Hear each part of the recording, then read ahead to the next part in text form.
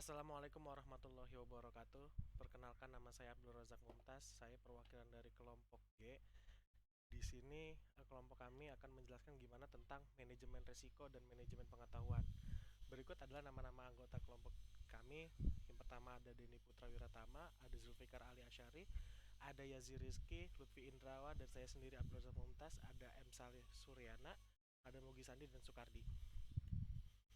Manajemen risiko secara harfiah, risiko adalah potensi terjadinya sesuatu yang berdampak buruk baik bagi diri sendiri atau suatu entitas usaha. Dalam konteks bisnis, manajemen risiko adalah usaha guna menghindari risiko dengan cara memonitor sumber risiko, melacak dan melakukan serangkaian upaya dampak risiko bisa diminimalisasi. Jika Anda seorang pengusaha, memahami proses manajemen risiko adalah salah satu keahlian esensial yang untuk Anda miliki. Selengkapnya tentang pengertian manajemen risiko, proses, tujuan, dan manfaat, dan contohnya. Pengertian manajemen risiko menurut Milton C. Regan dalam bukunya Risky Business, pengertian manajemen risiko adalah penerapan beragam kebijakan dan prosedur untuk meminimalisasi peristiwa yang menurunkan kapasitas dan kualitas kerja perusahaan. Sementara itu, menurut Nosworthy, pengertian manajemen risiko adalah mengurangi risiko dalam proses pelaksanaan teknis dan pengambilan keputusan bisnis. Sederhananya dapat kita simpulkan bahwa manajemen risiko adalah sebuah proses mengawasi, mengelola, dan mengambil keputusan guna menghindari risiko kerugian dan inefisiensi bisnis. Berikut adalah penjelasan dari saya. Nanti selanjutnya akan disambung lagi oleh Mas Denny Putra Wiratama. Setelah membahas pengertian manajemen risiko, kali ini kita akan membahas alasan proses manajemen risiko. Uh, yang pertama adalah melacak sumber-sumber risiko. Poin pertama, tujuan manajemen risiko adalah guna melakukan mitigasi atau pelacakan sumber-sumber yang berpotensi mengancam produktivitas dan keamanan bisnis. Proses pelacakan ini dapat dilakukan dengan riset dan analisa prosedural dari setiap aktivitas perusahaan, mulai dari produksi hingga pengelolaan aset. Untuk yang kedua adalah menyediakan informasi risiko bagi perusahaan. Tujuan manajemen risiko yang berikutnya adalah menyediakan informasi tentang sumber-sumber potensi risiko di perusahaan. Setelah melakukan analisa, seorang manajer risiko perlu menyusun laporan risiko berdasarkan data dari proses mitigasi. Untuk yang ketiga adalah meminimalisasi kerugian akibat terjadinya risiko. Nah, setelah risiko ditemukan dan dianalisa, maka pihak-pihak yang terkait dengan risiko perlu melakukan upaya agar risiko tidak sampai terjadi dan mengancam keberlangsungan bisnis. Dalam hal ini, manajer risiko bisa membantu para pihak terlibat menemukan solusi penanganan risiko, seperti melenyapkan potensi, meminimalisasi, atau mentransfer risiko ke pihak lain. Yang keempat adalah memberikan rasa aman bagi stakeholder. Tujuan manajemen risiko perusahaan adalah agar stakeholder merasa aman dan percaya dengan integritas bisnis. Stakeholder di sini bukan sebatas investor saja, tapi juga pekerja, supplier, asuransi, dan pihak-pihak lain yang berkepentingan dengan perusahaan. Berikutnya yang kelima adalah menjaga stabilitas dan pertumbuhan perusahaan. Yang terakhir ini adalah tujuan manajemen risiko agar perusahaan bisa berkembang dengan stabil sesuai target bisnisnya. Dengan adanya proses manajemen risiko, perusahaan bisa melakukan penanganan lebih cepat terhadap sumber-sumber yang mengancam pertumbuhan usaha. Berikutnya akan dijelaskan oleh Mugi Sandi. Assalamualaikum warahmatullahi wabarakatuh. Saya Mugi Sandi ingin menjelaskan tentang manfaat manajemen risiko perusahaan. Manfaat manajemen risiko perusahaan, meski punya tahapan panjang dan berkelanjutan, faktanya proses manajemen risiko adalah salah satu komponen pengelolaan bisnis terpenting yang bisa melindungi perusahaan Anda dari banyak masalah. Selengkapnya tentang manfaat manajemen risiko adalah sebagai berikut. 1. Membantu perusahaan mencapai visi misi. Manfaat manajemen risiko perusahaan yang pertama adalah membantu perusahaan mencapai visi misi dan tujuan bisnisnya. 2. Mencegah perusahaan mengalami kolaps. Poin kedua, manfaat manajemen risiko adalah mencegah bisnis mengalami kolaps. Ada banyak faktor yang bisa mengakibatkan bisnis Anda bangkrut, mulai dari faktor pengelolaan finansial sampai fraud oleh manusia. 3. Meningkatkan keuntungan perusahaan. Selain untuk meminimalisasi ancaman, proses manajemen risiko juga bisa dimanfaatkan guna meningkatkan profitabilitas bisnis loh. Dengan adanya manajemen risiko perusahaan, Anda bisa menganalisa pengelolaan sumber daya yang sekiranya kurang efisien atau efektif. 4. Menjaga kepercayaan stakeholder. Manfaat manajemen risiko perusahaan yang terakhir adalah agar stakeholder terus mempercayai Anda, hingga reputasi bisnis Anda juga akan tetap terjaga. Lalu ada komponen manajemen risiko. Proses manajemen risiko perusahaan memiliki beberapa komponen atau tahapan, di antaranya 1. Sasaran analisa risiko. Komponen pertama proses manajemen risiko adalah sasaran atau tujuan risk assessment dilakukan. Sebelum sumber risiko diriset, Anda perlu menentukan sasaran objektif kenapa risk assessment dilakukan. Beberapa contoh sasarannya misalnya mencegah fraud, melindungi perusahaan dari piutang tak tertagih, dan sebagainya. 2. Lingkungan yang berpotensi memunculkan risiko. Komponen berikutnya dari proses manajemen risiko adalah lingkungan berpotensi memunculkan risiko. Ketiga, identifikasi peristiwa penyebab risiko. Setelah menentukan lingkungan sumber risiko, komponen manajemen risiko perusahaan berikutnya adalah mengidentifikasi peristiwa penyebab risiko tersebut terjadi. Contoh manajemen risiko dalam tahap ini misalnya risk assessment di area produksi. Kemungkinan peristiwa penyebab risiko di area produksi misalnya kecelakaan kerja, kesalahan pengelolaan bahan baku, dan sebagainya. Ya, terima kasih, itu presentasi dari saya. Selanjutnya akan dipresentasikan oleh Yasir. Terima kasih. Assalamualaikum warahmatullahi wabarakatuh. Saya Yasir Rizky melanjutkan presentasi 6 dokumentasi proses manajemen risiko. Meski saat ini sudah ditangani, ada kemungkinan risiko mengalami relapse atau terjadi lagi di masa depan. Oleh karena itu, perusahaan perlu membuat dokumentasi untuk tiap penanganan risiko yang dilakukan. 7. Menginformasikan risiko pada stakeholder. Proses manajemen risiko perusahaan idealnya perlu diketahui setiap stakeholder bisnis Anda. Minimal stakeholder yang berkaitan langsung dengan risiko. Menginformasikan risiko ini bisa dilakukan melalui rapat koordinasi atau penyerahan dokumentasi penanganan risiko pada stakeholder terkait. Jenis risiko dalam manajemen risiko. Sekarang Anda sudah tahu pengertian manajemen risiko perusahaan, tujuan dan manfaat, dan serta komponen-komponennya. Agar lebih memahami proses manajemen risiko, di bawah ini ada beberapa jenis risiko paling umum dihadapi bisnis. 1. Risiko bisnis. Jenis risiko yang pertama dan paling umum adalah risiko bisnis, yaitu risiko berkaitan dengan aktivitas operasional perusahaan.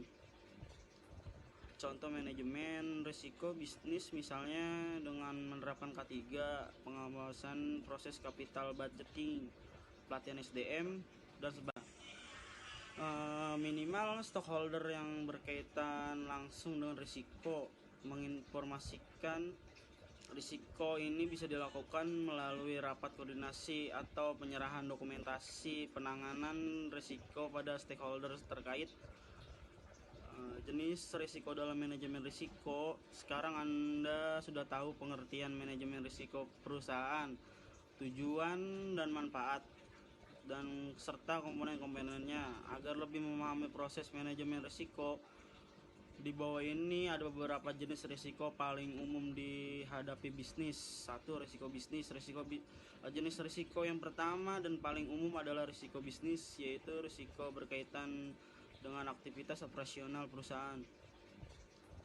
Contoh manajemen risiko bisnis misalnya dengan menerapkan K3, pengawasan proses capital budgeting, pelatihan SDM, dan sebagainya.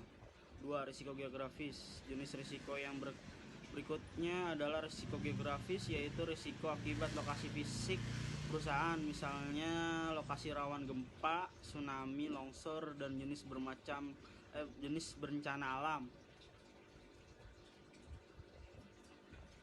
Contoh manajemen risiko yang bisa dilakukan perusahaan untuk jenis risiko ini misalnya mitigasi bencana, simulasi, dan asuransi aset. Sekian dari saya, lanjut presentasi dengan Soleh. Assalamualaikum warahmatullahi wabarakatuh.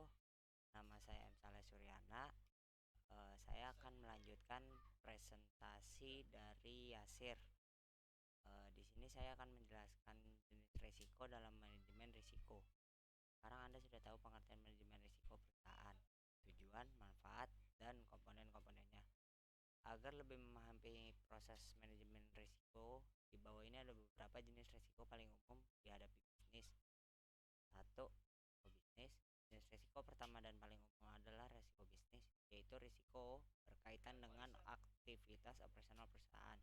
Contoh, manajemen risiko bisnis misalnya dengan menerapkan K3, pengawasan proses capital budgeting, pelatihan SDM, dan sebagainya. Yang kedua, risiko geografis. Jenis risiko yang berikutnya adalah risiko geografis, yaitu risiko akibat lokasi fisik perusahaan, misalnya lokasi rawan gempa, tsunami, longsor, dan jenis bencana alam lainnya. Contoh manajemen risiko yang bisa dilakukan perusahaan untuk jenis risiko ini misalkan mitigasi bencana, simulasi, dan asuransi aset. Nomor 4, risiko politik. Jenis risiko yang ketiga adalah risiko politik, yaitu ancaman-ancaman yang terjadi akibat kondisi politik dan kebijaksanaan suatu negara. Contoh risiko politik misalkan anomali kebijakan, konflik perebutan kekuasaan, dan sebagainya.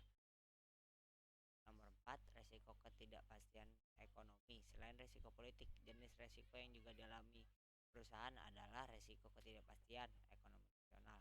Misalnya terjadi inflasi, ketidakstabilan nilai mata uang negara, bubble ekonomi, dan masalah ekonomi makro lainnya. Nomor 5, risiko persaingan. Jenis risiko terakhir dan kerap dialami bisnis adalah risiko persaingan, yaitu risiko yang ditimbulkan oleh kerasnya kompetisi dalam negeri. Beberapa contoh manajemen risiko perusahaan untuk menghindari jenis risiko ini misalkan dengan memiliki tim advokasi bisnis dan menyiapkan strategi antisipasi gerakan kompetitor. Sekian dari saya, terima kasih. Akan dilanjutkan dengan Julfikar. Selanjutnya, manajemen pengetahuan.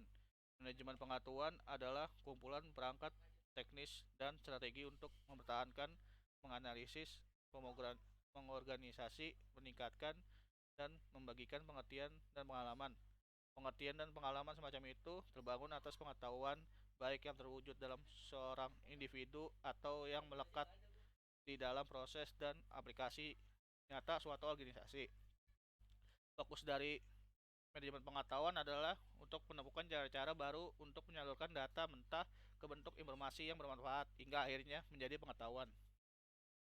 Kegiatan manajemen pengetahuan atau MP ini biasanya dikaitkan dengan tujuan organisasi, semisal untuk mencapai suatu hasil tertentu seperti pengetahuan bersama, peningkatan kinerja, keunggulan kompetitif, atau tingkat inovasi yang lebih tinggi. Pada umumnya, motivasi organisasi untuk menerapkan manajemen pengetahuan antara lain: pertama, membuat pengetahuan terkait pengembangan produk dan jasa menjadi tersedia dalam bentuk eksplisit, mencapai siklus pengembangan produk baru yang lebih cepat, memfasilitasi dan mengelola inovasi dan pembelajaran organisasi, mendaya ungkit keahlian orang-orang di seluruh penjuru organisasi, meningkatkan keterhubungan jejaring antara pribadi internal dan juga eksternal, pengelola lingkungan bisnis dan memungkinkan pada karyawan untuk mendapatkan pengertian dan gagasan yang relevan terkait pekerjaan mereka. Terakhir, mengelola modal intelektual dan aset intelektual di tempat kerja. Selanjutnya akan dilanjutkan oleh Lutfi. Jurnal 5 mengemukakan bahwa untuk mendefinisikan knowledge benar-benar sulit, sebagaimana menggabungkan banyak intangibles seperti pengalaman, intuisi, pertimbangan, keahlian, dan pelajaran yang dipelajari, yang secara potensial memperbaiki berbagai tindakan. Knowledge merupakan keadaan kognitif pikiran yang dicapai dengan menggabungkan pemahaman dan kognisi.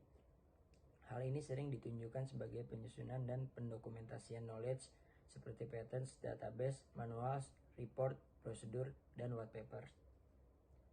Tujuan dari knowledge management adalah untuk mengimplementasikan tindakan agar dapat memasok landasan pengetahuan organisasional yang untuk selanjutnya dapat mempromosikan pencapaian dari proses. Ketika landasan dari model konseptual knowledge management ditujukan Menurut Cutzurnali 2008, model konseptual knowledge management menyajikan 6 fase dari pelajaran pengetahuan, yaitu penciptaan arti atau visi bersama dari tujuan pengembangan pengetahuan, penyediaan informasi, penginduksian pemrosesan internal bagi penciptaan pengetahuan individual, pengkonversian pengetahuan individual ke dalam pembelajaran kelompok, penyebaran pengetahuan ke level organisasional lainnya, dan pengaplikasian pengetahuan secara praktis. Tipe project manajemen pengetahuan. Studi yang dilakukan oleh Davenport dan Delon 1999 mengidentifikasi 4 tipe besar proyek manajemen pengetahuan terkait pada titik tekan yang dimilikinya. 1. Menciptakan simpanan pengetahuan. Penekanannya adalah pada menangkap pengetahuan dan untuk memperlakukan pengetahuan sebagai suatu entitas yang terpisah dari orang-orang yang menciptakan dan menggunakannya. Maka yang dilakukan adalah membuat dokumen yang berisi pengetahuan yang telah direkam dan menyimpannya di suatu simpanan di mana dia bisa dengan mudah diakses. Meningkatkan akses terhadap pengetahuan dan transfer atasnya. Menekankan pada aktivitas penyediaan akses ke pengetahuan atau memfasilitasi transfer pengetahuan antar individu. Dalam hal ini kesulitannya biasanya terletak pada bagian menemukan orang dengan pengetahuan yang dibutuhkan dan lalu secara efektif mentransfernya ke orang lainnya. Hal ini juga akan tergantung pada peningkatan kapabilitas teknologi organisasi bersangkutan. Aktivitas dari proyek ini biasanya berbasis komunal, semisal berbentuk komunitas online atau komunitas tatap muka, workshop, seminar, sistem konferensi, video desktop, scan, dokumen, dan perangkat berbagi lainnya. Menyuburkan lingkungan pengetahuan, proyek ini terkait aktivitas membangun lingkungan berkontribusi untuk menciptakan penyebaran dan penggunaan pengetahuan yang lebih efektif. Aktivitas yang tercakup di sini semisal pembentukan kesadaran dan pembudayaan perhatian terkait pentingnya berbagi pengetahuan. Termasuk juga di dalamnya adalah bagaimana mengubah perilaku dan memberikan insentif untuk berbagi pengetahuan. 4. Mengelola pengetahuan sebagai suatu aset. Fokusnya di sini adalah pada memperlakukan pengetahuan sebagai aset lain di neraca keuangan. Namun sifat pengetahuan yang tidak secara konkret berwujud memang membuatnya sangat susah untuk ditransformasi dan diestimasi dalam konteks finansial. Sekian dan terima kasih dari kelompok kami. Wassalamualaikum warahmatullahi wabarakatuh.